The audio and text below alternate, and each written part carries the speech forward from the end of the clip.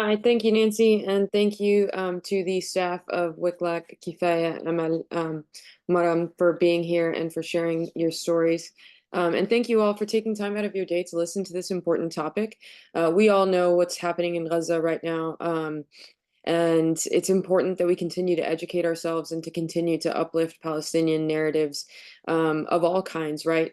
We are talking specifically about Palestinian women today. It is important to, as we all know, whether you're sort of self-declared feminist or not, the importance of women in society cannot be understated, right? And the women in Palestine there now, whether they're in Gaza or the West Bank or throughout 48 historic Palestine, undergo all the same things that women go here, whether that's like sort of abuse or gender discrimination, but they also endure it in the context of genocide, in the context of occupation, in the context of a very racist settler colonial state, right? And so we want to take a moment to acknowledge and understand their stories in particular.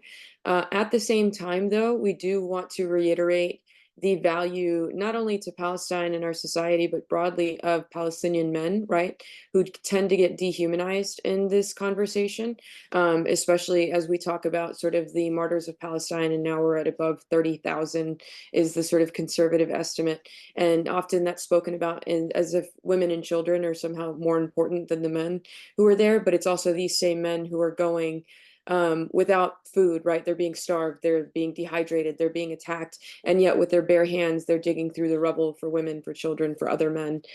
We've seen the way that they take care of each other and take care of their families, and as they endure this, they have to remain strong also, right? And all the while, they're sort of getting chalked up as less relevant or as terrorists. And so while we celebrate and honor the importance of women and Palestinian women in particular, we also will never leave our Palestinian men behind or allow that dehumanization to go unchallenged, right? So thank you all for being here, and thank you to the staff of WCLAC. I will pass it over to Kifaya now.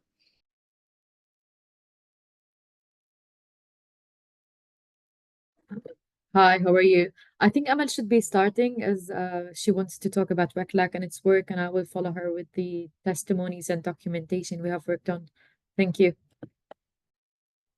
Yeah, thank you very much indeed, and thank you for giving us the opportunity to bring in the women's voices and to shed light on the gendered impact of the recent hostilities in not only in Gaza but also in the West Bank and East Jerusalem.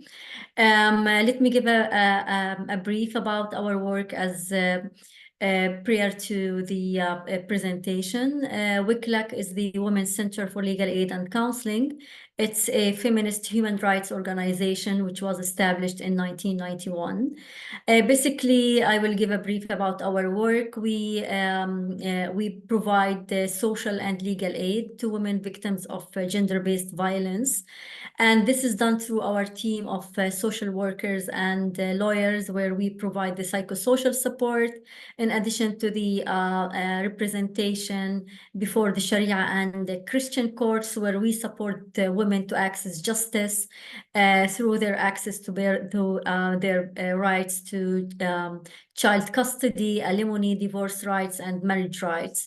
And we are doing so actually due to the fact that the Palestinian Authority or the Palestinian government doesn't really provide the legal aid for women, which might be the sole responsibility of the government. At the same time, as part of our work, actually, we also work on the community mobilization in order to ensure that local communities do have a gendered perspective and do support promoting and advocating for women's rights in their communities. And to do so, we work actually with women, men, and young men and young women in order to create, we call them social agents of change, who take the responsibility of protection, prevention, and advocating for women's rights. Advocacy actually is one of the major parts of our work, where we work at different fronts. At the national level, we work towards influencing the Palestinian government to adopt gender responsible and gender sensitive laws that would adhere to international conventions and treaties. At the same time, we also bring into the gendered impact of Israeli military measures on Palestinian women through documenting testimonies from women themselves. And given the fact that WCLAC has a UN consultative status, we present the testimonies that are analyzed in line with international law and international human rights law. And we submit these reports and submissions to different UN mechanisms. And we engage in different UN treaty and non-treaty bodies to present recommendations and to make sure that all the reports are gender sensitive and gender responsive when it comes to holding Israel accountable to its obligation as an occupying power. As part of our international advocacy, actually, we also advocate for women's rights through reaching out to different duty bearers, especially governments in Europe and other parts of the world, political parties, solidarity groups, and community members, again, in order to take concrete measures when it comes to their bilateral agreements with Israel to ensure that these governments are upheld to their human rights principles when it comes to their bilateral agreements, and to ensure that they take concrete measures to hold Israel accountable. Our session today is part of our work, where we have been documenting testimonies from women and prior October, but after October 7th, we have focused basically on the specific impact of the Israeli aggression on Palestinian women, to ensure that we are shedding lights on the impact from the perspective of women, which can be utilized not only by WCLAC, but also by other human rights organizations to contribute to holding Israel accountable. Kifaya will now present her presentation, which, as I mentioned, is based on the first-hand data that has been documented by our team in Gaza and in the West Bank. Kifaya, over to you. Thank you, Amal. Thank you, Maria and Nancy. And thank you, Eyewitness Palestine, for giving WCLAC this platform today.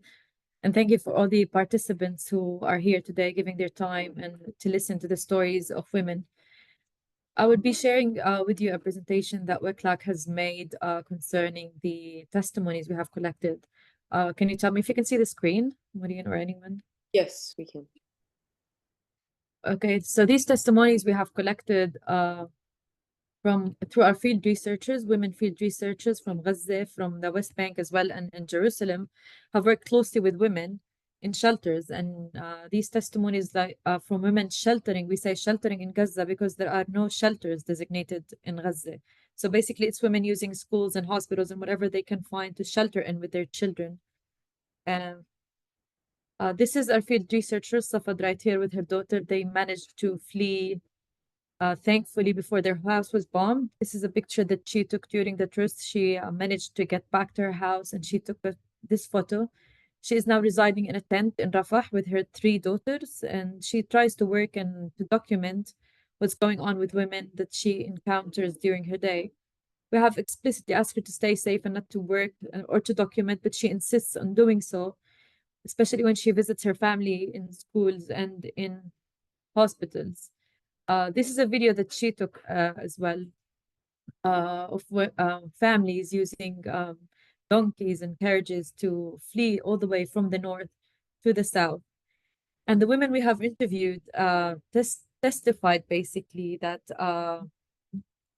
IOF, the Israeli occupying forces, bombed them while they were evacuating to the south, as they were instructed by the Israeli occupation forces. Also, additionally, the lack of cars, not all families in Gaza managed to find cars or to find transportation. So many of them decided to stay because they couldn't walk for long, especially the elderly, the disabled, and the sick, which made up most of the casualties in the northern Gaza part. Additionally, many families took shelters together because their houses were bombed, which also resulted in many injuries when bombing. It doubled following the truce as well. Most women and children also relocated more than once. So maybe because of the constant bombing, and additionally because the schools were overflowing with refugees, so they had to relocate for more than one school because it would be overcrowded. And basically, if anyone would ask why don't you leave Gaza, it's impossible because of the closure of all of Gaza at this point, and we have documented that you need to spare more than $5,000 to be able to cross from Rafah, and this is a bribe that you have to pay for the Egyptian police officers. These photos also were taken by our field researchers in Gaza. This is how the children sleep in crowded classrooms of over 30 persons. This girl's name is Razan. She is 7 years old and she was injured while sheltering in an Orawa school. This is the conditions inside the classrooms. You see the stove and the gas pipe in there and people using clothing. This was before the truce, additionally. So it was people trying to get some privacy by hanging clothing over the classroom windows. This is a bathroom that women had managed to make to be able to use because there were lack of bathrooms, obviously, because of the tents and the situation, which, as you can see, there's no water, there's no electricity, there is no hygiene products that they can use or sanitary situations, which made most of the women and children that we documented with cut their hair and their children's hair because they were afraid they might get lice or other diseases. This is the story of Ala. Ala is a 22-year-old mother of two, but she was pregnant when the war started. Ala evacuated and went to a school with her family, with her mother-in-law and her two kids and husband. While she was sheltering in a school, she had labor. She went into labor, but because of the telecommunications were cut off Gaza, she could not call any ambulances and she couldn't get to any hospital, obviously, and she had to hitchhike with a random person to get her to the hospital. Ala says when she got to the hospital, the labor stopped because she was terrified, she says, and she had to go back to the school she came from and try to have the same journey the next day. Ala gave birth to her baby and she could not have any sanitary products. She didn't have any postpartum care. It was a quick birth at the hospital and she went back to the school she was sheltering in. She says she couldn't find any baby formula because there were no pharmacies. Additionally, she was afraid the whole way because of the fumes coming out of the explosions and the places that were bombed by the Israeli occupation forces, which made her terrified for her baby as well. Another story would be the story of Fakhriya. Fakhriya is a 27-year-old mother of three. She's from Jabalia refugee camp. One day they were at their home and then the house right next to them got bombed. And then she went out there with her husband to try to help their neighbors. And that's when another bomb fell and it affected her leg very badly. She was injured very badly and she was taken to the hospital by her brother. Sadly, she went to the Indonesian hospital. And if you have been following up closely of the war in Gaza, you would know that Israeli occupation forces attacked hospitals relentlessly. They kept saying that they're being used and they have tunnels underneath them, which was undocumented and there was no evidence of that. The hospital she was in was attacked. It was shot at. She says that she was staying in her bed because she couldn't move. She couldn't evacuate the hospital due to the injury to her leg. She would see bullets flying over her head inside the room she was in. And then the top floor of the hospital was bombed and then people started leaving, but she couldn't move to leave the hospital. And eventually she had to evacuate when the army invaded the hospital and they got them a bus. Her brother had to carry her on a closed door. She was laying on the closed door and he with another man helped her all the way to the bus, where she laid on the floor because she couldn't bend her leg. And then she went all the way from the north to the south in that condition. On the way, the bus was stopped by the Israeli military and they evacuated the bus and she was terrified anyone would touch her leg and it was hectic for her. She doesn't remember anything following that. But waking up, she said that she found herself suddenly in the south in Rafah and she underwent a surgery. This is the situation she's in now. And the sad thing is when she concludes her testimony, you would realize that she left her kids in Jabalia refugee camp in the north and now she is in the south on her own with her brother. One of the most terrifying testimonies we have We have this is a video that was published on Al Jazeera. It's a woman who's pregnant in her fifth month. She says that she was stripped fully naked by the Israeli army, even though she disclosed that she was pregnant. They kept hitting her in her belly with a rifle. They kept threatening her that they would rape her. And she said, please shoot me, don't rape me. And they kept hitting her on her belly, even though it was evident that she was pregnant. And they were trying to get some confessions out of her, even though she doesn't know anything about any of the questions she was being asked. And then they released her after going through this ordeal, and she testified. And if any of you are interested in the video, I can give you the link afterwards. Another terrifying testimony would be this lady who's 70 years old. She was stuck in a room with her two elderly sisters who are 72 and 73, and her 30-year-old daughter.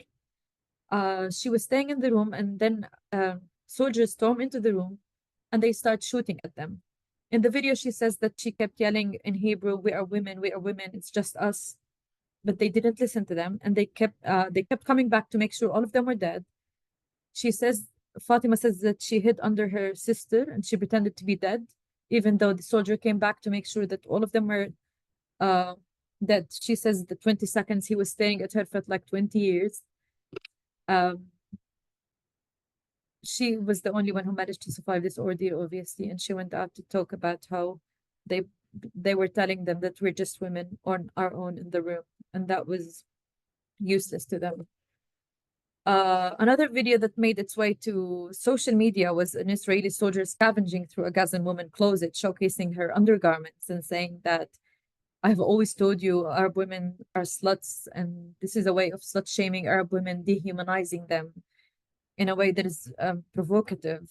In the video, he shows her undergarments and he laughs at them, and he says, "Oh, look at that! The woman's trying to be all conservative, but look what she has in her closet," which is, as we always say, it's an attempt to dehumanize Palestinian women, Palestinians in general. This is for the documentations we have gathered in Gaza so far. As for the West Bank, the kind of testimonies were different. It's mostly women being abducted and being arrested by the Israeli army. And the testimonies we have collected tell of really violent abductions, including threats on the phones to these women, calling them all the time, telling them, we're going to arrest you, we're coming for you, we're going to kill your family members. All of the arrests we have documented happened after 3 a.m. in the morning. Women are snatched from their beds. They're not giving any chance to change or to do anything to have at least some decent clothing on. There has been extensive damage. This has happened before October 7th, obviously, but it's been more extensive following October 7th. There's extensive damage to property, not just for searching purposes like usual, but to inflict as much damage as possible on these houses. And this means a lot to these women, because it's really hard for women here to make a living and to be able to get a car, for example, and then the car is confiscated by the Israeli army. The car is destroyed by the Israeli army. And then this is really causes a lot of hardships for such families.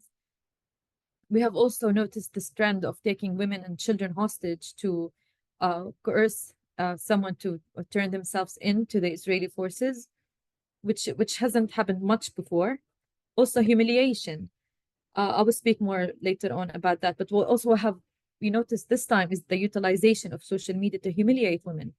This is the Minister of National Security, Itamar Ben-Gvir, through his Twitter account, published many photos of women being abducted by the Israeli forces, inciting against them and telling them that this is coming for you, we're coming for you, this is, if you support terrorism, this is going to happen to you. This is Ahad al-Tamimi. Ahad al-Tamimi is an activist who has been trying to stay low for the past, since October 7th, but that didn't matter.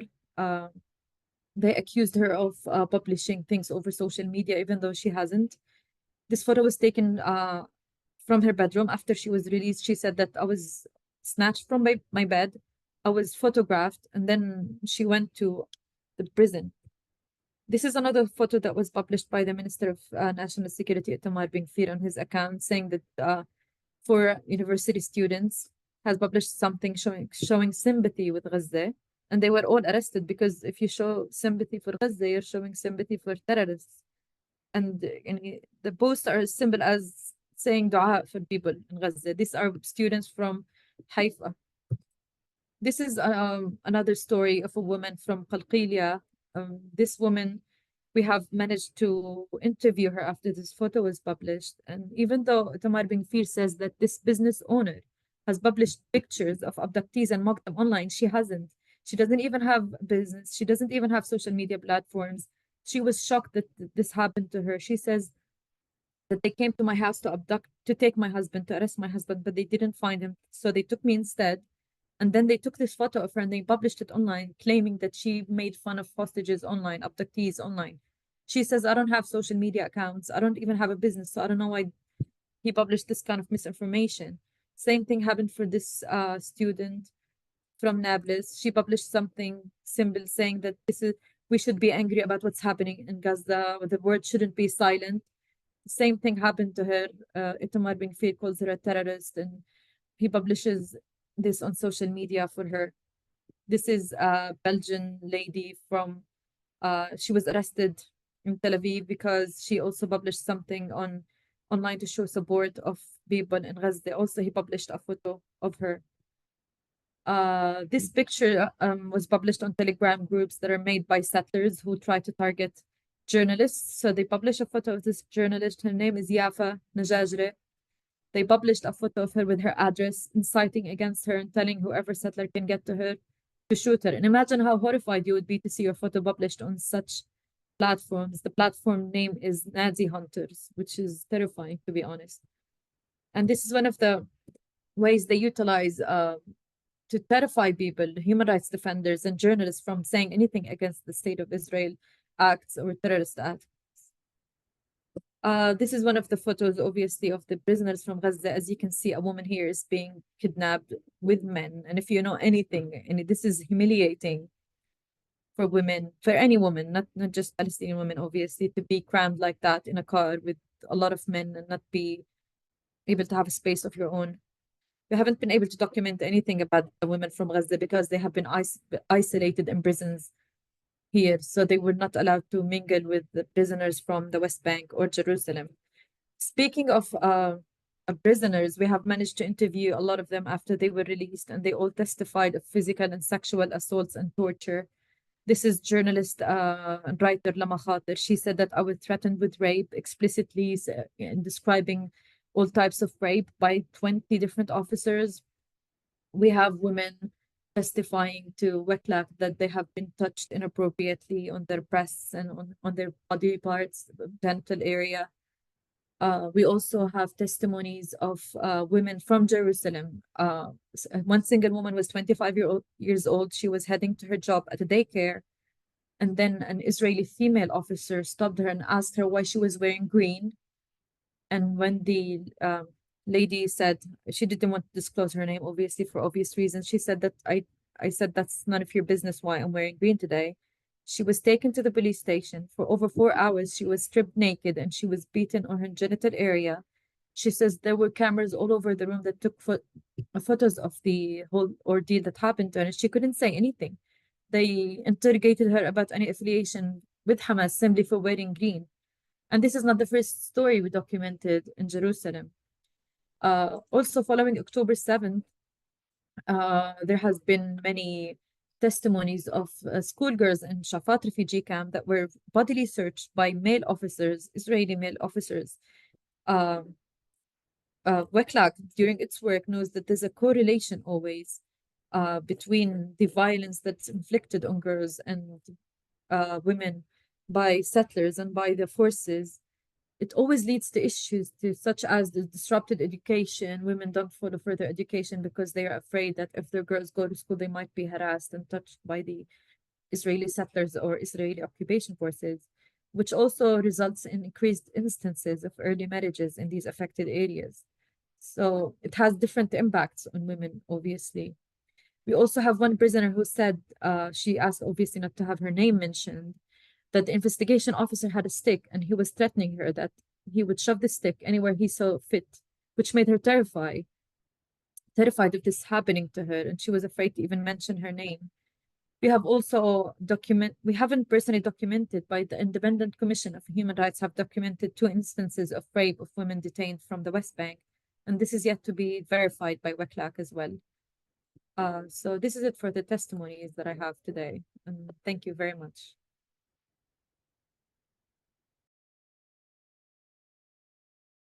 Thank you, Habibti. It's heavy. Kifaya, I want to ask you if you would share the links of the videos in the chat with us so people can share them. People should definitely share these videos. We appreciate you sharing these stories. I'm sure I will share a video right now, actually, of the Shafat schoolgirls being bodily searched by male officers. And also, I will share the testimonies of women from Gaza testifying about the execution and about the pregnant woman being beaten and threatened with rape. So I'll just do it right now. Thank you. Please. And I want to bring up a quick story. I don't know how many people, I know not everybody uses social media, but there is a story from yesterday of a little girl called Hind who's 6 years old, who was in the car with her family. I'm not going to get emotional talking about this. There's a video, a recording of the audio of her 15-year-old sister who called the Palestinian Red Crescent. This was released yesterday, and the 15-year-old is screaming that they've shot everyone in the car except for her and her sister, and that the tank is next to them shooting at them. And then you hear them machine guns murder, like spray this little girl. You hear her screams, which I will never get out of my head. And then the Red Crescent brother is like, he's saying, hello, hello. And then the little 6-year-old is the only survivor in the car, and she takes the phone. And I have a little girl, so it's really hard, but she was saying, I'm scared of the dark. And she's been missing now for 48 hours. They couldn't even get to her. So I can't imagine, as a mother being in that car and then being shot at, knowing that your children are in the back. I can't imagine my little girl being stuck in a car by herself for God knows how many hours with all her dead siblings and parents in the car. It's really horrific. And I don't understand what more the international community and all these fake leaders need to bring action, or to call for a ceasefire at the most basic thing that we're asking for is a ceasefire. But these stories are just one of millions. This is what is crazy to us, is like they're being documented now more because everybody's just filming. They have nothing but to document and put out and hope that they don't die. And so, this is a story that was released yesterday. So, I mean, you can Google, on the web, 6-year-old in car calls Palestinian Red Crescent. I'll try and find a link for you and put it in the chat. Sorry for the emotional state. But I urge people to please donate whatever you can. Again, like $1 is not too little. These women that you're watching give testimonies of women that are either being threatened or, going through the torture and brutality. They're doing the work for them to support them. And so we really want to be able to raise as much as we can today during this webinar. I'm going to put the link in the chat again. So please do consider giving whatever you can. And once, I think Maram is going to be speaking next.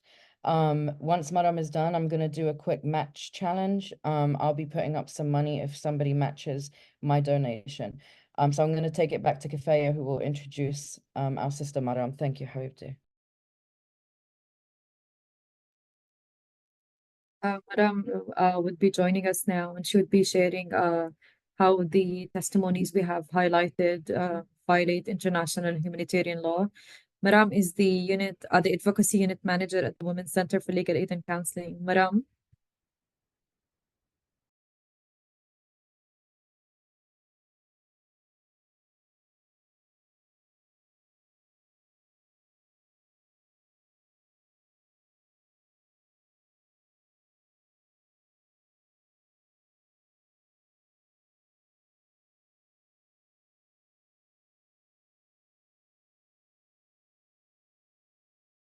Okay, Madam's mic's not working. I will just open that.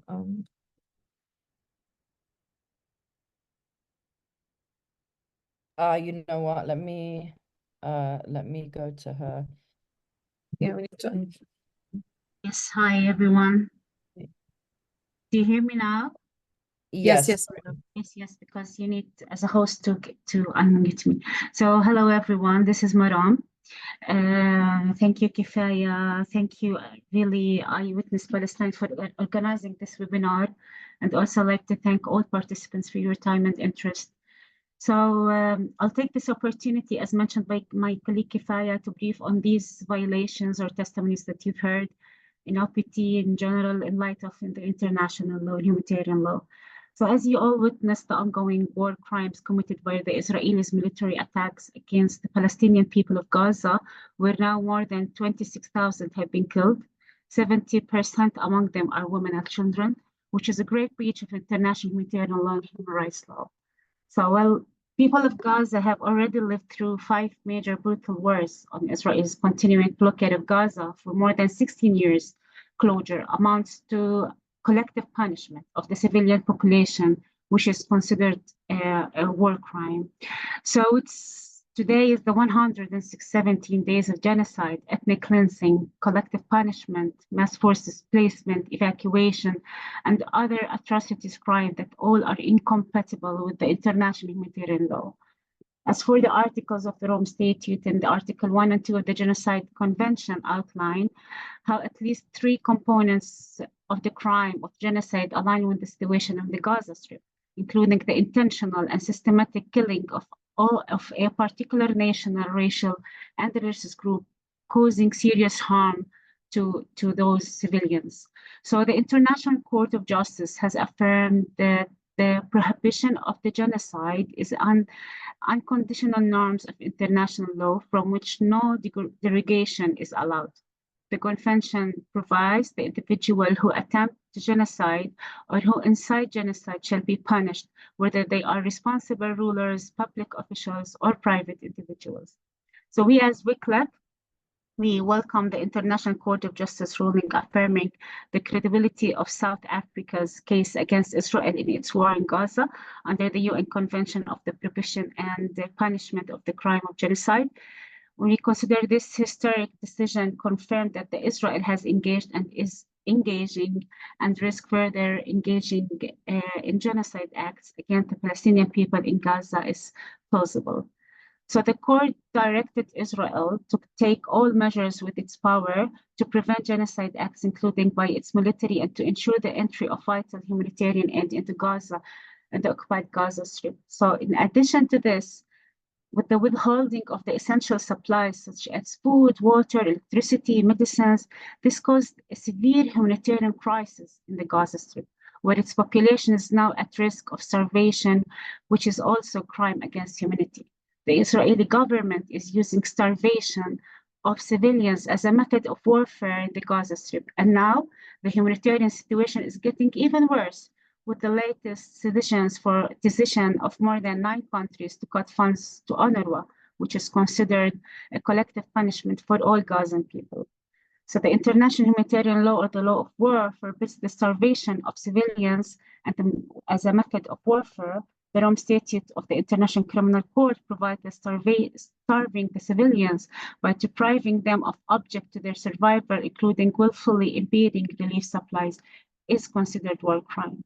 So as the occupying power in Gaza under the 4th Geneva Convention, Israel has the duty to protect and ensure that the civilian population gets food and medical supplies. So we as WCLAC working directly with women and the gender's perspective, we refer all these violations with the UN Security Council Resolution 1325 of Women, Peace and Security. The current humanitarian crisis in Palestine, in particular in Gaza, is protracted crisis where gender inequality is a humanitarian concern. In calling for the protection of the rights of girls and women, this UN Security 1325 acknowledge gender dimensions and differences in the protection of human rights in conflict and post-conflict situation, and calls on all parties to armed conflict to take special measures to protect women and girls from GBV. So these measures include ensuring respect for international law with regard to women's human rights, protecting women and girls from sexual abuse and from GBV, and ending impunity of perpetrators of genocide, crime against humanity, and war crimes, including sexual violence. In terms of protecting Palestinian women from the impact of the Israeli occupation and enhancing their sense of human security to strengthen their protection from the Israeli occupation, its practices and policies that lead to the spread of violence, as well as accountability. So for us also, we raise our voice we're very keen to raise our voice along the international community, human rights defenders, journalists, and free fighters worldwide to end war crimes in Gaza and violation of IHL in all over occupied Palestine and hold Israel accountable. And for this, we always raise the recommendations, which are mainly, as mentioned by my colleague earlier, to urge an immediate ceasefire and stop Israeli bombardment of Gaza, genocide, and its mass displacement of Palestinians. And also for the international community, which has an obligation to prevent atrocity crimes, including genocide, and should immediately consider all diplomatic, political, and economic measures to that end. We also urge Israel as the occupying power to fulfill its duty to prevent, protect Palestinian people, women, girls, human rights defenders from arbitrary detention, discrimination, and violence, and to ensure access to justice, accountability. And it is of utmost importance that the international share support and ensure the respect of the revision measures ruling to the ICJ on the ongoing open case of genocide in Palestine, reaffirming the role of the court as a neutral, legitimate, and respected mechanism of international accountability. Finally, we urge all the 9 countries to reconsider and discard their unlawful decision on cutting funds to UNRWA. So this is what I have today for the linkages with all these violations with the international humanitarian law. Over to you, Fad. Thank you, Maram. كفاية في أي إشي تاني you would like to add before we open up for Q&A? Yeah, nothing to add on my side. Maybe we can have some questions answered, and if they any elaboration anyone might need on WCLAC and its work and documentation.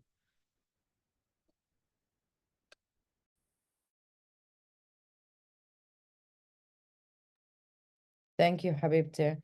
We're going to open it up for questions in just a moment. So if the whole donation that you want to make is directly to WCLAC, then let us know. They are a registered organization, but it would probably be a wire. We have a lot of things we're going to do right now. I want to first of all say that, let me put my camera on, not that all of you want to see my face, because but I'm going to donate $100. Does anyone want to match my $100? Please let me know if anybody wants to match my 100. I'm going to donate 100. If we get a match for that. We also have a donation from Maureen for 50. If anybody, thank you, Casey, so much. Maureen, I know a few of you just donated. I did see that as well. Thank you so much. Kathy, you're going to match my 100. Thank you so much. Maureen's going to put the link in the chat. There it is. So you can donate that 100, and you want to donate 100 to Hani, shukran. So please go to that link. Also, we have some really exciting news. I want to invite a sister friend of mine who's in the room. I'm going to get emotional because she's done so much work for different women all over the world. Her name is V, formerly Eve Ensler. Thank you, Arla. Thank you, Habibti. And Catherine. But I was just speaking with V, formerly Eve Ensler, who's in this room with us, and I'm gonna actually, Maureen, can you go in and allow her as a co-host so she can unmute? V has just said that she will donate $20,000 to WCLAC if we can get a matcher. And so, you know, we're gonna keep that open to raise 40,000. I literally, like, my hair stood up. Like, this is such important work, you know, as a Palestinian woman and being far away. We always feel like we're not doing enough. And so I'm really this is really important to all of us, I know, as women and then as Palestinian women as well. So we're going to continue the match from V. If anybody wants to add a substantial amount to that 20,000 donation of V, please do. And I want to invite V just to say a few words about the work that she's been doing. And hopefully, possibly, we can collaborate with WCLAC as well at some point. Thank you so much. And thank you for the beautiful and devastating presentations this morning, and really for the incredible work you're doing in the face of the horrible atrocities that are going on. I just want to say that donation is from V-Day and 1 Billion Rising, a global movement that works to stop violence against women, as well as colonial settlers, as well as imperialism, as well as racism, as well as destruction of the earth. And we stand for women all over the planet, and we've been really in deepest solidarity with Palestine and with the women of Palestine. And I just feel like we need all of us now to be standing with the women of Palestine, who are carrying so much of the brunt of everything that's happening right now, and are also facing so much violence in so many forms. So I feel like that money is coming from women all over the world who are rising this year on starting February. And so many women across the planet are doing risings for Palestine in solidarity, from Africa, all over Asia, all over Europe. And we love you. We're with you. And we would love to be able to put out your stories, to collaborate with you, to be in solidarity with you. And the name of the group is 1 Billion Rising in V-Day. It's a 25-year-old movement. It's been here a long time. And thank you. Just thank you so much for the work you're doing. Thank you, V. We appreciate you so much, Habibti. Thank you. We will put links into the emails that we send out after this webinar also. We want to open it up for questions. So if you have questions, please put them in the chat. I do have one from earlier. I don't know if people, I don't know if there was a misunderstanding, Kifaya. There was a question. One was, what are Christian courts? I don't know if there was a mention of Christian courts, but someone asked, what are Christian courts? And then there was another question, which I don't know if if this was correctly heard, but they said, does the PA only support men? Do they only support Palestinian men and not directly to any women? So we can address those first. That would be great. Yeah, thank you very much. It seems that it was part of my introduction. When I talked about Christian courts, because in Palestine, we have both Muslims and Christians, and we don't really have civil courts, that we only have religious courts. So for Palestinian Muslims, they resort to Muslim Sharia courts. And for Palestinian Christians, they resort to the Christian courts in order to ask for their rights related to personal status issues, which as I mentioned, when it comes to marriage, when it comes to divorce, and when it comes to child custody. The issue of the support of the PA, it's not about supporting men, it's about the state of the situation in Palestine, which is, in a way, it's a situation that has, it doesn't really have a gender equality in Palestine. And within this existing social and cultural norms and the patriarchal system in Palestine, still women need actually to I would say, to struggle in order to access their rights. And at the same time, the existing legal system in Palestine, it's not really up to the level where it can promote gender equality. Yes, Palestine has acceded to numerous international conventions and treaties, and it should actually modify existing laws in accordance and to comply with these conventions. Yet, due to the internal division, since 2006, actually, and we have the dysfunctional status of the Palestinian Legislative Council, there was no way to enact or adopt legislations that would grant gender equality in Palestine. Thank you. Thank you, Amal. Thank you, Habibti. We have another question, and I'll let you ladies decide who wants to answer each one. There was a question that says, do you think that BDS works as a strategy for Americans to use to show disapproval of Israel's aggressions? How, how effective do you think BDS is in that sense?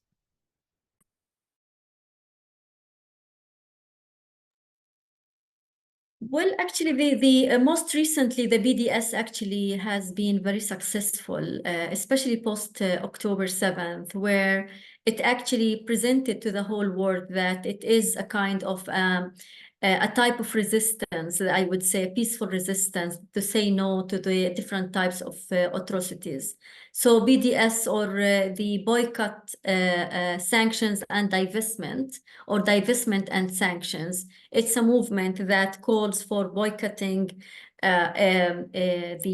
all those occupying powers, and actually it was very successful, and we have noticed that, boycotting all the for example, boycotting all the companies that support Israel in a way or another, it created an impact worldwide, not only in Israel, but also worldwide. So actually, the BDS movement, it's very distinguished and very substantial, and it is actually a kind of a means of resistance that we actually, and we would call the whole world actually to follow their steps. Thank you, Habibti. I just want to give a shout out to Nancy, the other Nancy, Nancy Nelson. She just donated 500. That will go 100% to WCLAC towards the 20,000 match that we want to raise the 40,000 for. So thank you so much. We appreciate you, Nancy. There was a question here from Adla. How do you wonderful WCLAC women feel day in and day out? So how do you feel every day going back and forth to work, doing your work, and talking with the women that you interview? How do you process your own emotions? Are you able to help the women you interview to find ways to deal with their emotions? And thank you for all you do. That was from Adla. Kifaya, would you like to start first, and then I will comment on that? I think it's mixed feelings, to be honest. I feel a bit good about it because seeing all of this unfolding around you and feeling like your job is to do something about it, even if it's maybe as trivial as documenting what's going on and writing it and not letting all these stories go to waste. So sometimes you feel good about it because you're not, I used to be a corporate lawyer before that, and imagine how horrible I would feel doing the work I used to do and not being able to document or to work with women in such instances. We try to work with women who, for example, who need counseling and they need help. One of the women actually we worked with was taken from her home after having a C-section, and she was arrested, and she was accused of attempting to kill an Israeli soldier, even though she was in the hospital giving birth to her daughter. She underwent so much torture and so much beatings on her stomach, and she went through hell in prison. And when she went out, they kept threatening her not to share her story with anyone, and which resulted in her not being able to even leave home or to talk to anyone. She's paranoid. She's going through a lot of fear and trauma and stress. And we try to work with our sister organizations that provide help, like Merkaz al-Falastini al-Irshad, it's called the Palestinian Center for Counseling, that provide psychiatric help and for such women. That's how we try to work through that.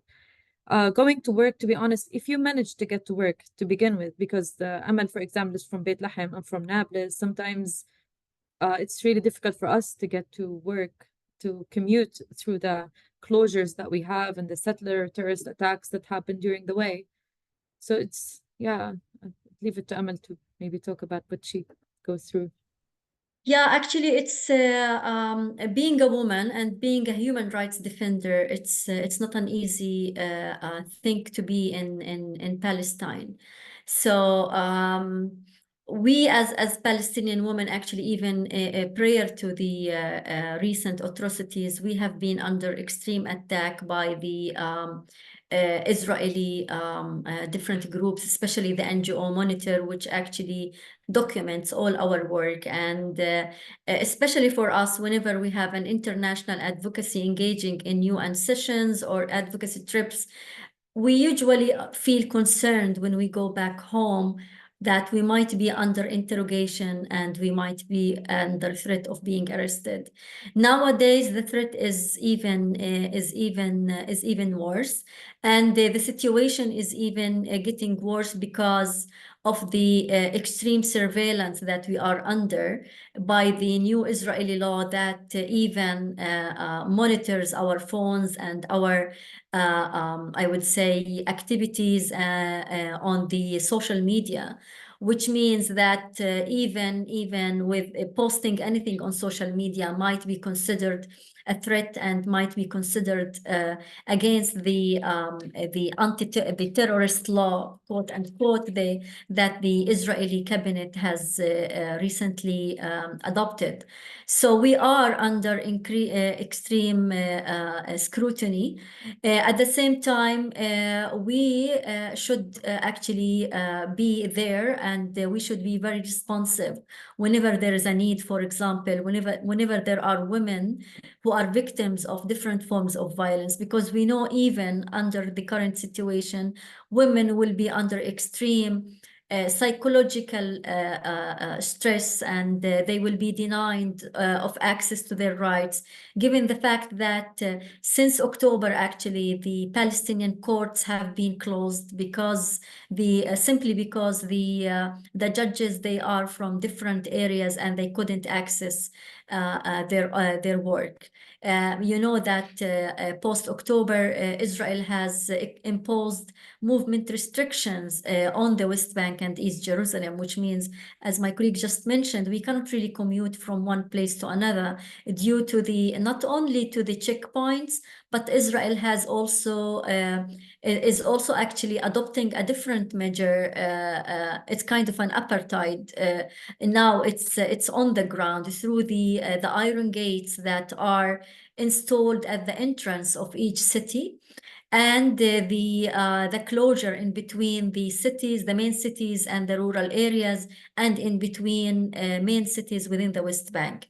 Yet, and also the ongoing incursions in the West Bank, actually, and what has most recently happened through the attack on the hospital in Jenin of those Israelis who were, wearing Palestinian clothes. It's like, it put us under actually extreme, I would say, I don't know. It's unprecedented that such an act happens in such a way, and we were actually asking ourselves, as an organization that provides services and support to women who usually come to our offices and seek the support, how can we know anyone who could enter our office whether that person is a Palestinian or not? It's quite difficult because, like, our doors are open to any woman who might come by herself or who might come with her husband or with her parents, like to seek the support. How can we make sure that the person who comes is a Palestinian or an Israeli special force?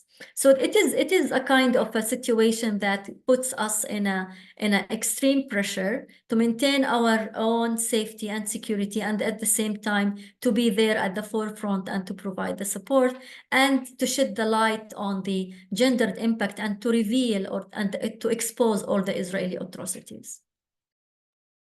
Thank you so much, Amal. A question I'm going to combine two just to get through the next few questions.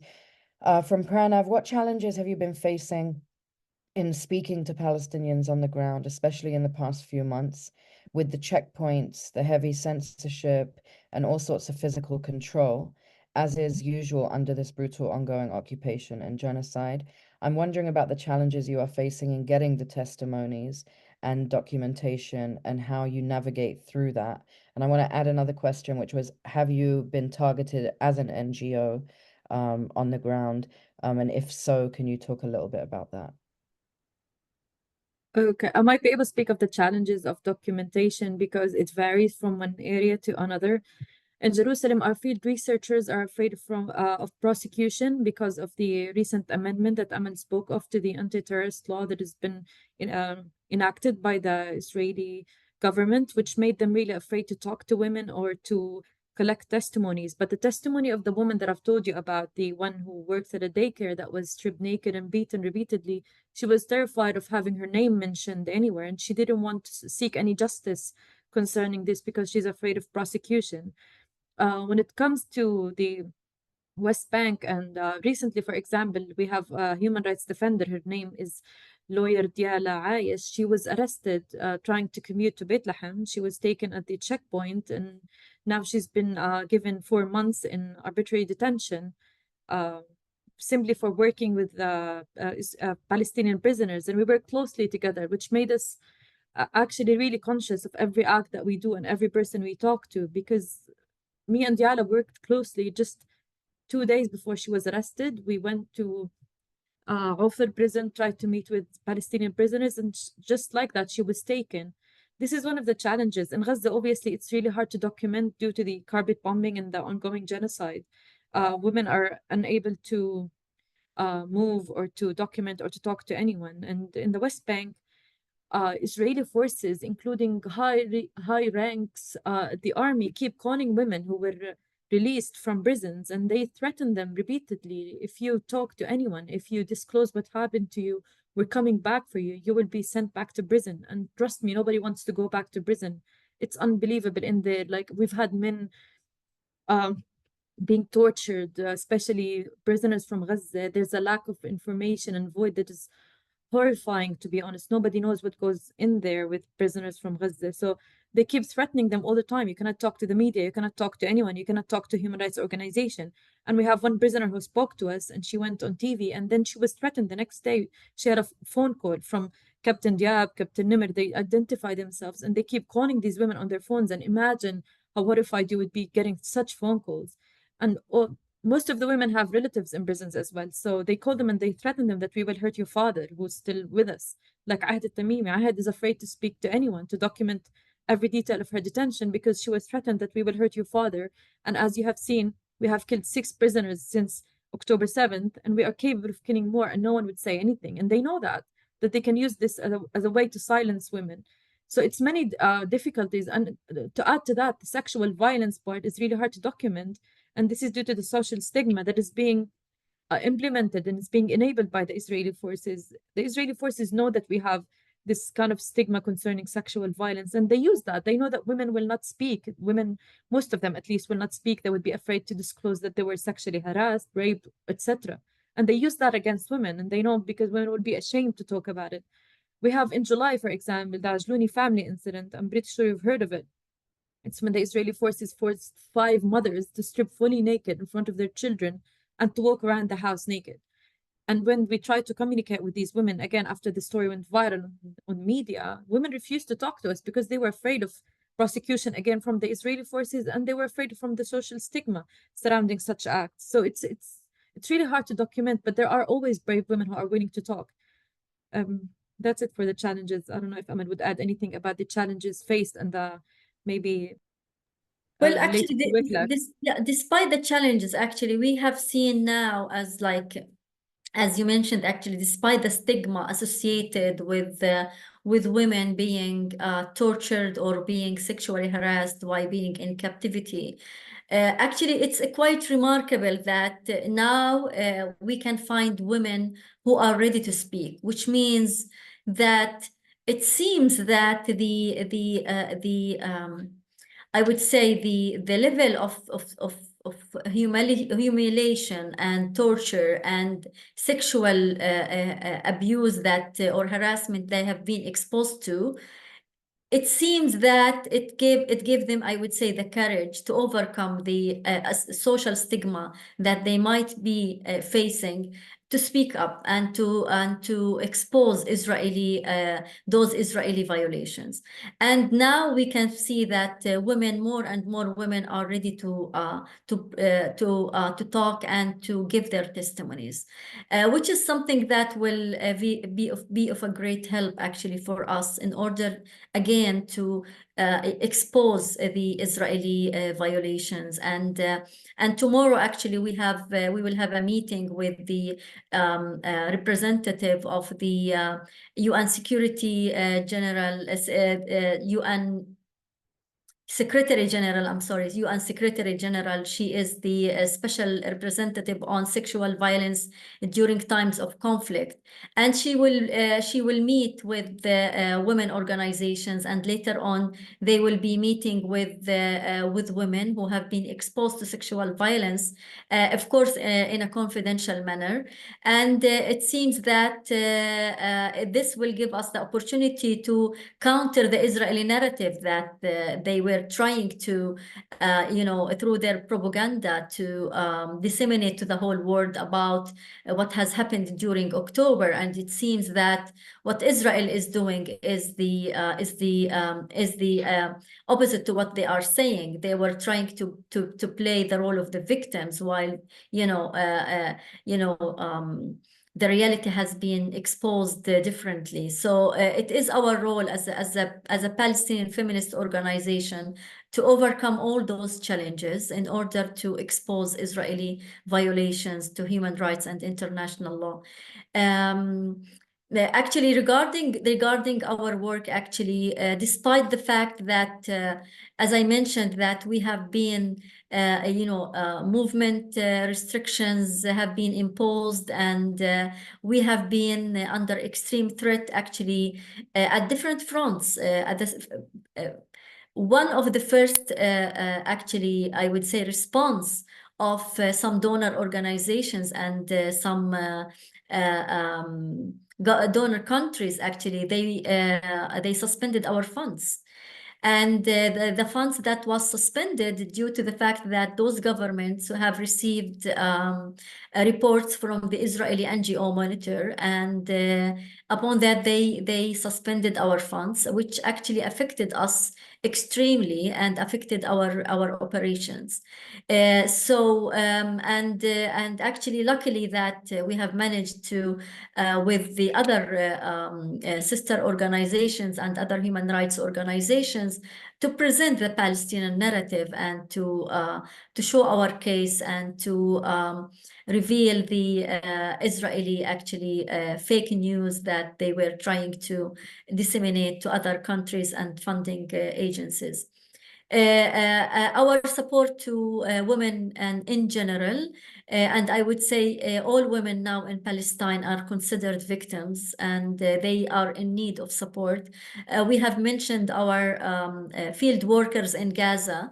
One of our field workers in Gaza, she was in extreme trauma, and she communicated with us, asking us to refer her to one of the organizations that might provide psychosocial support. Luckily now she can, we know that she is still under stress. Despite that, actually, she told us that she is ready now to start the documentation. And this actually presents the courage and resilience of Palestinians in general, and Palestinian women in particular.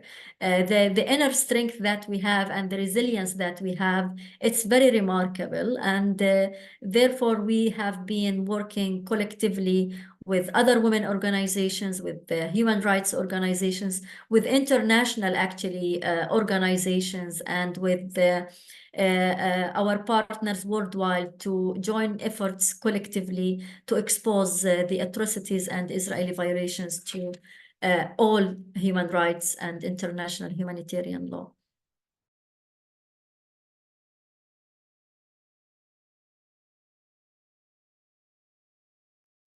Thank you, Amal. One question from Raj. I know some people answered this in the chat, but if you could just touch a little bit on this, because I know some people can get very confused about the West Bank, because Israel acts as if they don't control it.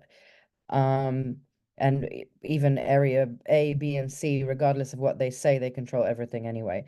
But the question is, does Israeli law apply to the West Bank? Isn't it occupied territory, or do Israel consider it their territory and apply their laws to Palestinian?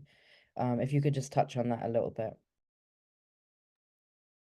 So the West Bank, East Jerusalem, and Gaza are still under occupation, and which means that despite, the presence of the Palestinian Authority based on the Oslo Agreement, the Israel still actually, I would say, has the force and power to enter every city in the West Bank and to maintain their operations, not only area A, B, and C. And now we can see that Israel is, the Israeli army's incursion is everywhere, in every place in the West Bank.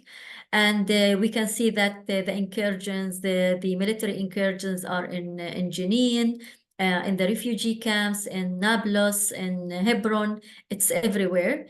And whenever the Israeli actually military enters any part of the West Bank, the Palestinian Authority, I would say police, they cannot really confront their incursions, and this because this is part of the Oslo Accord, that they cannot really do any kind of confrontation, either in a peaceful manner or using any kind of military confrontation. This doesn't really happen. So yes, Israeli army and Israeli military, they are in full control of the West Bank, different parts of the West Bank.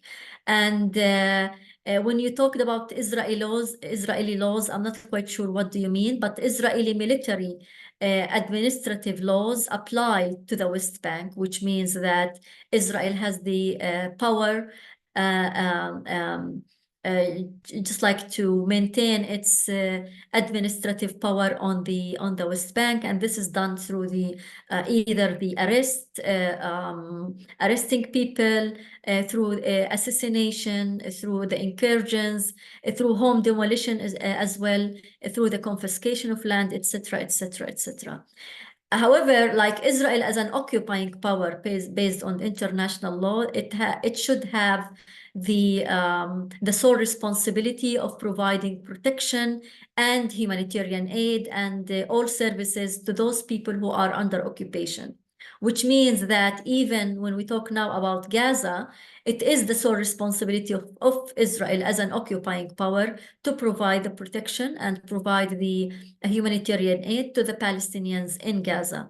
And when we were talking about the funding suspension imposed on the UNRWA, even though when yes, UNRWA is providing the humanitarian aid to Palestinians, however, this doesn't mean that Israel is not also responsible of providing the humanitarian aid and the support to the Palestinians in Gaza.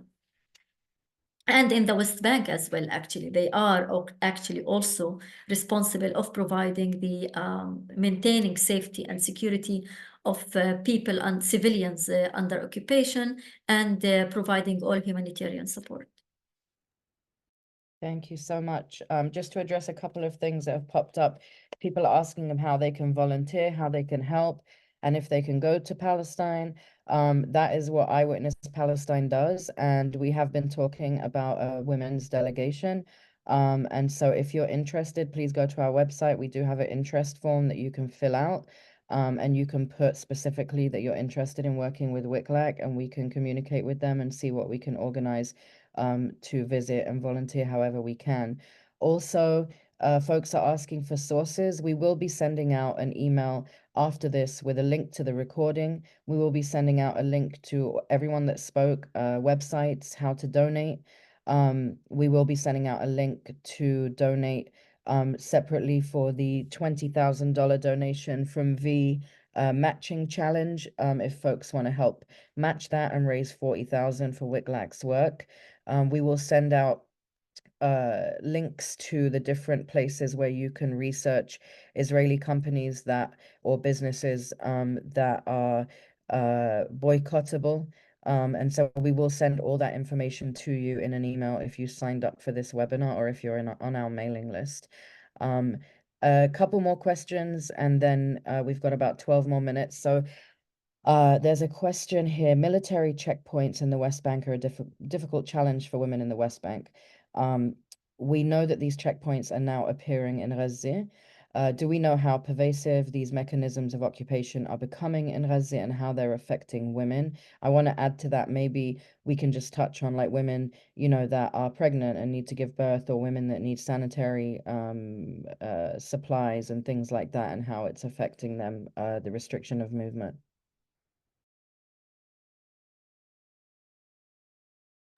I am not, Kifaya, do we have any information about checkpoints in Gaza?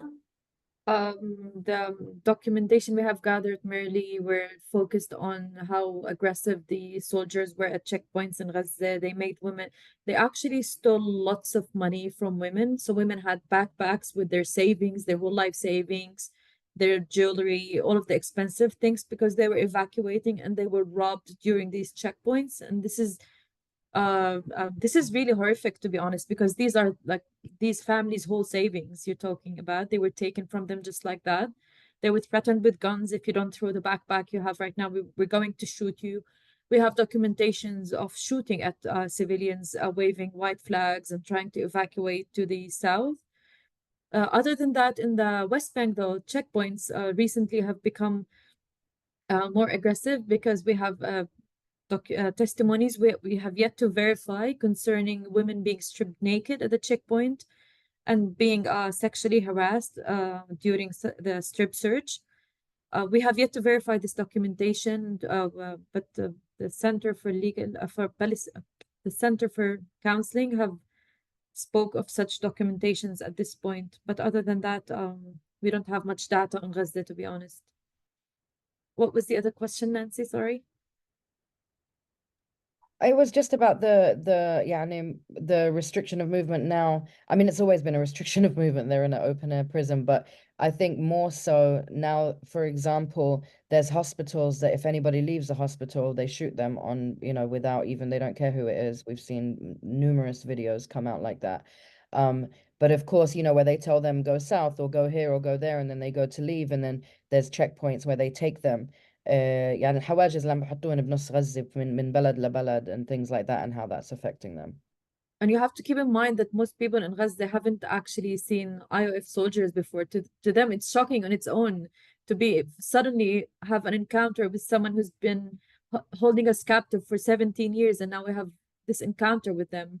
So most people are already terrified of the matter, and we have heard so many documentations of shooting civilians, unarmed civilians, for no reason whatsoever. We also are working on a documentation that is related to two women being shot at the church in Gaza. The lady was escorted by her daughter to the bathroom, and they were both sniped in the church in Gaza. So they're shooting at everyone and everything, and they have said that repeatedly. They have expressed their intent to eradicate everything that is Palestinian. Everything that is Palestinian is a suspect, like they say. And with the speeches that Netanyahu had saying that the Amalek's speech and the intent to commit genocide was really clear, and they have been practicing that on people in Gaza. So this is what we have worked on so far. If I may add, Nancy, on this. Yeah, of course, Habib. Yeah, so I just watched a reel on Facebook, one of the influencers, the female influencers in Gaza Strip, that she was asking a 7-year-old girl, you know, what you would do after the end of the war in Gaza. She was saying, I would like to move all day long from the north to the south, to the south to the north, because I feel very restricted with the movement. We used to have to have with my dad, who has been already killed, to move around Gaza whenever we want to have this mishwar or something, a picnic together. But now for us it's something really, really difficult to do. So just to ensure what just mentioned by my colleague Kifaya, that people in Gaza, they're not really used for this restriction of movements. I mean, inside the PCH Gaza, يعني, I'm not talking even about the prison that they are living in to go out of Gaza and the restriction of movements. But if I imagine this for a child that she wished for this. And another note, I wanted to answer the question that I saw earlier about the ICJ. You know, what's next, if I may? So for the ICJ decision, in addition to all the provisional measures delivered by the ICJ last Friday, as you all know, that had been asked Israel to submit a report with a month on all measures taken to give effect to this order, and we see like this decision, like they give us more as a Palestinian people hope and lifeline on ending this war in Gaza and do ceasefire, immediate ceasefire. So we as WCLAC and all other organization working on this human rights organization, we will not stop this advocacy work on this, and for all Palestinian people, and we'll keep all this hope and all these efforts to achieve what we want, to get freedom and liberty.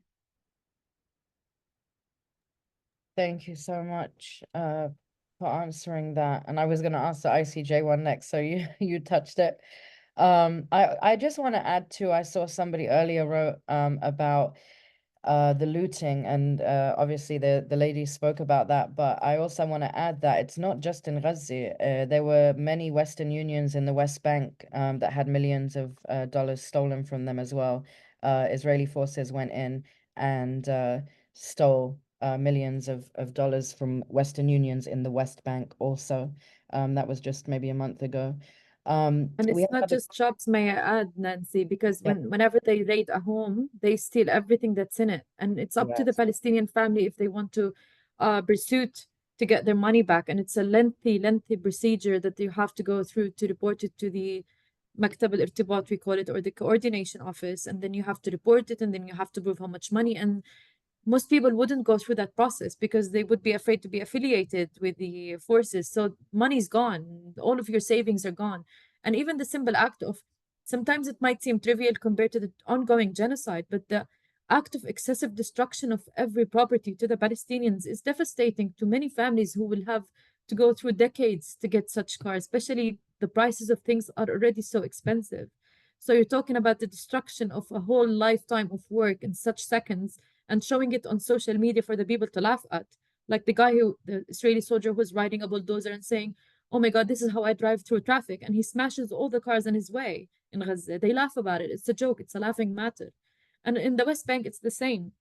We have women reported that all of their jewelry, all of their money was stolen from their home when the Israeli forces raided their home. And then they wouldn't go through the process of returning such money. I had a friend who had her husband arrested. And when he was arrested, he thought that the credit card with his wife, and she thought it was with him in with his belongings. And after he got out of prison, they found out that the Israeli army were spending money buying pizzas and buying expensive stuff in Tel Aviv. And this family's not doing well, for example. And most people wouldn't report it because they would think this is trivial compared to the ongoing genocide and killing and arrests. And who am I to complain about my money being stolen? And the Israeli army knows about this, and they exploit it to the maximum. In the West Bank, in Gaza, in Jerusalem as well. In Jerusalem right now, they're taking advantage of the situation, and they have threatened to demolish so many homes because they want to build cable cars. Imagine, they want to have hundreds of Palestinian families in Jerusalem homeless, just so they could build a cable car that overlooks Jerusalem. And we're working on documenting that as well. So it is what it is. It's outrageous. And yeah, it's and also it's like, who are they reporting it to? Israel's going to investigate itself. They don't care. And I also want to make a point that this isn't anything new. Like somebody else said, they've been stealing from Palestinians. I mean, they stole the whole land. Well, they're not going to steal some money and gold. But, also just every hardworking human can understand we work, every day so that we can pay our mortgages and pay our car notes. And so, and so when all of that is taken in a second, and who do you complain to? The people that did it? It's just there's no real words for it. I have another question here. Do you also work with the LGBTQ community, Palestinian community? And if yes, are you able to talk about this topic? Actually, we don't directly work with the LGBT, but we have we acknowledge the rights of the LGBTQ, and Previously, we submitted a report to CEDAW committee explaining you know, just like I would say the discrimination that LGBT community are suffering from. Actually, we don't really work with the LGBT community now, and due to the situation, actually, they are working in a very low profile. But we have been, as WCLAC, we have been engaged in different coordination meetings with them currently. As I mentioned, because they are working in a low profile, we don't really currently have a direct, I would say, contact with them, or I would say coordination or cooperation with them. Thank you, Habibti. Actually, Nancy, can I add something there to what Amal Yeah. said? It's not directly related to the question, obviously, because Amal Kifay and Maram are more qualified to answer that than I am. But I do just want to point out why they work on a lower profile if you don't already know. And it's the topic of like pinkwashing, right? It's the idea of using that is the concept that somehow Israeli society is more sort of gay friendly, queer friendly, and therefore that's why you should like be a Zionist. And so often one of the things of pinkwashing that they'll do is that they'll capitalize on like sort of homophobic fears in society, and they will out known queer Palestinians, or they will threaten to out them and use that for blackmail reasons, right, to their families and their communities, which is absolutely like homophobic behavior and anti-queer behavior, right? So it's that if you're wondering why too, that there's the discretion factor, that's often why, for the safety and security of those queer Palestinians. And just to add too, I think, you know, people can go and look at the news and see that, you know, during pride parades in Tel Aviv, Israelis have gone and stabbed other Israelis for being LGBTQ. And yeah, so, and I just a note to go back to the looting as well. I just want to add, I was going to say it earlier and I forgot. In 2009, during the flotilla, when Israel parachuted down their Israeli occupation forces onto the boat, the flotilla, the ship that was trying to go to Gaza to give medical aid. Many of the people that were on that flotilla had their credit cards stolen, and later on were traced back that these soldiers had taken their credit cards and spent the money in Tel Aviv. So yeah, the looting and the stealing is nothing new. I think it's in the DNA of Zionists. Well, I think we've answered most of all the questions. The comments are absolutely beautiful. We appreciate all the support and love, and we encourage people. You know, there were comments here about, you know, Canary Mission. We call it Canary Mission, and all the people trying to suppress people speaking out. It's a privilege to stay quiet. It's being complicit to stay quiet. Like somebody said, we have nothing to lose. Palestinians have nothing to lose. We have nothing to lose. They can't silence everybody. But everybody needs to stand up and speak out. Anybody that isn't saying anything honestly should be condemned. That's who should be condemned, is the people that are not speaking out right now, as we literally watch a live genocide happening on our phones. I appreciate everybody that spoke out today. I appreciate everybody that took part, everybody that donated. Thank you so much. Like we said earlier, the regular donations that we got, that we are splitting 50% with WCLAC, are almost at about $4,000. We have a $20,000 donation from V, formerly Eve Ensler of V-Day, and 1 Billion Rising. We want to match that. We will be sending out an email on a separate fundraiser to be able to raise a full 40,000 and to match her 20,000. And we are putting the 500 from Nancy Nelson towards that 20,000. So we actually need 19,500. We appreciate you all. Thank you so much. And we will send out a follow-up email shortly. We'll be ending this meeting in... If I may express our gratitude and sincere thanks to Eyewitness Palestine and to all the Palestinian, the participants, and your generosity, and above all, your all support and and your, I would say, empathy with us. I really encourage you to visit our website and to check all our publications and our reports. And for those who would like to volunteer with us, yes, I think just like, if you would like to volunteer with us by coming to Palestine or remotely, please let us know, and we can arrange different ways on what topics and what issues that you can be of a support for WCLAC. And thank you very much indeed. Thanks a lot, and much appreciated. Habibti, thank you. Thank you. Oh, Allah yatiku alf afiyah. And, any way we can support, please always let us know. We are here. And again, we will send out a follow-up with all the links so that people don't miss anything. Make sure you follow WCLAC and support their work on the ground. Thank you, Habibti. Thank you so much, all of you. Shukran. Thank you. And I will end